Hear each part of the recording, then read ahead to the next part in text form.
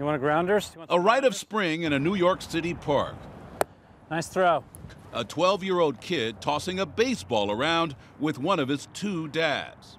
How did you get into baseball? I was playing catch with my father. We're not showing his face to protect his privacy.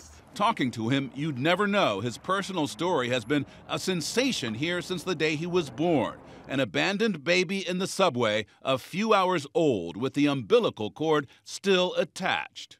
It is a baby boy, and police say he is no more than a day old. At first, New York authorities named him Daniel Ace Doe. Ace after the subway, the A, C, and E trains. Daniel for the man who found him, social worker Daniel Stewart, who spotted the baby wrapped in an old sweatshirt. At first, he thought it was a doll.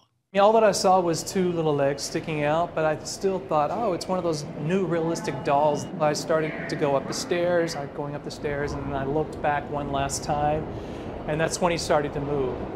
And I knew he was alive, and I ran back, made sure he was okay. He made two calls, first to 911, second to Peter Mercurio. They had planned to meet for a dinner date that night.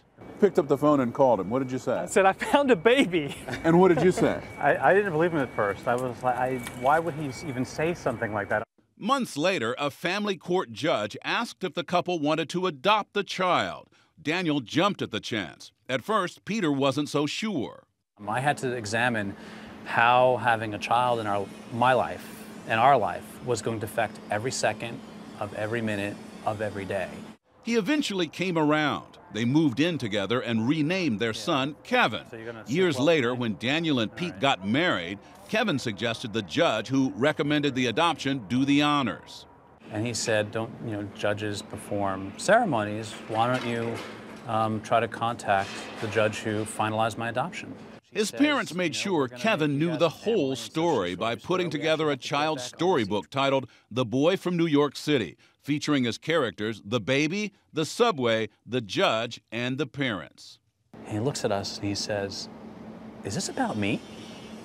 And we were like, yes. This is your story. And he grinned from ear to ear.